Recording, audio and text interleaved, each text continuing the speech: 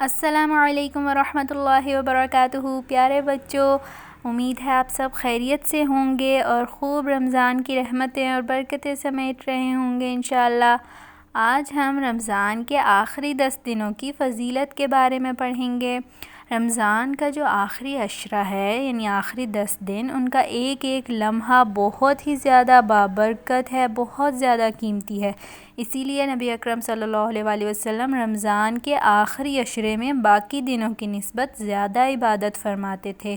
جب رمضان کے آخری 10 دن شروع ہوتے تو رسول اللہ صلی اللہ علیہ وآلہ وسلم عبادت خوب کرتے، راتوں کو جاگتے اور اپنے گھر والوں کو بھی جگاتے۔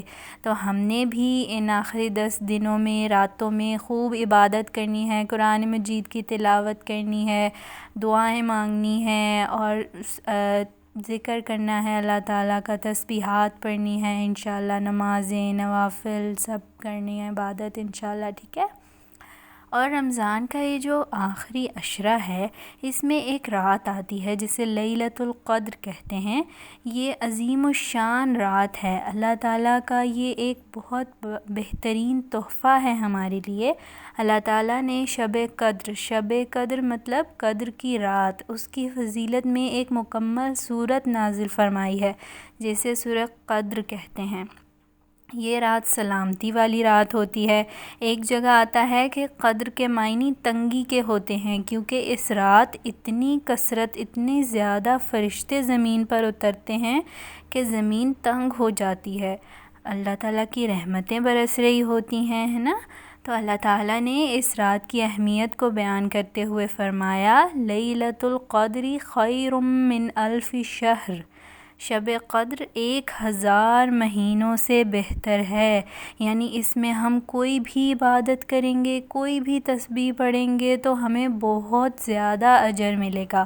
اور اس رات کو قرآن نازل ہوا شب قدر کو، اور یہ رات بڑی بابرکت ہے۔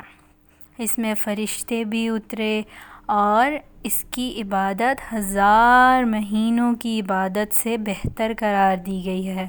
رسول اللہ صلی اللہ علیہ وآلہ وسلم نے فرمایا ہے، جو اس سے محروم رہا، یعنی جو شب قدر میں عبادت کرنے سے محروم رہا، وہ ہر طرح کی خیر سے محروم رہا۔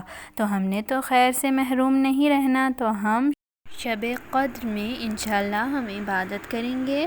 اور ہمیں شب قدر تلاش کیسے کرنی ہے؟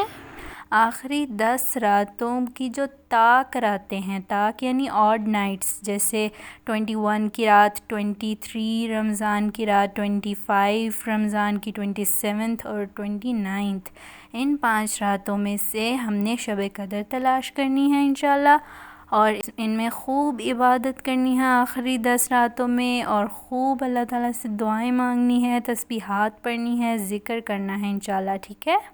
پھر یہ گناہوں کی مغفرت اور قیام کرنے کی رات ہے۔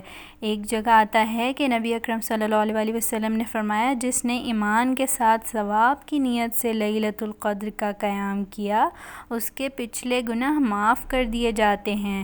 تو ہم نے رمضان کے آخری 10 دنوں کی طاق راتوں میں لیلۃ القدر تلاش کرنی ہے اور خوب عبادت کرنی ہے انشاءاللہ، ٹھیک ہے۔ اور لیلۃ القدر کی دعا بھی ہے، ویسے بھی ہم نے ساری دعائیں پڑھنی ہے، رحمت کی، مغفرت کی، جہنم سے نجات کی، ساری دعائیں پڑھنی ہیں، لیکن آپ صلی اللہ علیہ وآلہ وسلم نے خاص دعا بتائی ہے اس رات کو پڑھنے کے لیے، وہ ہے اللہم انک عفو تحب العفو فاعف عنی۔ اس کا مطلب ہے، یا اللہ تو معاف کرنے والا ہے اور معافی کو پسند کرتا ہے، لہذا مجھے معاف فرما دے۔ اور پھر دوسری عبادت آخری 10 دنوں کی فضیلت میں جو آتی ہے وہ ہے اعتکاف۔ اعتکاف کا معنی ہوتا ہے ٹھہرنا، یعنی بندے کا اپنے تمام دنیاوی معاملات، گھر بار کو چھوڑ کر صرف اور صرف اللہ کی عبادت کرنے کی غرض سے مسجد میں ٹھہرنے کو اعتکاف کہتے ہیں۔ اعتکاف بڑی عظیم عبادت ہے۔ نبی اکرم صلی اللہ علیہ وآلہ وسلم رمضان المبارک کے آخری عشرے میں اعتکاف فرماتے تھے۔ اور اعتکاف تو بڑے بچوں کے لیے ہے، بالغ بچوں کے لیے۔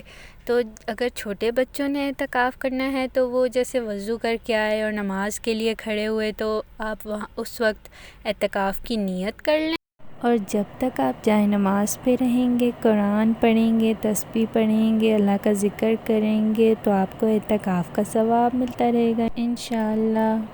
اور جیسے چھوٹے بچے ہیں، جب وہ مسجد میں جائیں تو مسجد جانے سے پہلے اعتکاف کی نیت کر لیں، تو جب تک وہ مسجد میں رہیں گے تو اعتکاف کا ثواب ان کو ملتا رہے گا انشاءاللہ، ٹھیک ہے؟ جزاک اللہ خیراً کثیرا۔ السلام علیکم ورحمۃ اللہ وبرکاتہ۔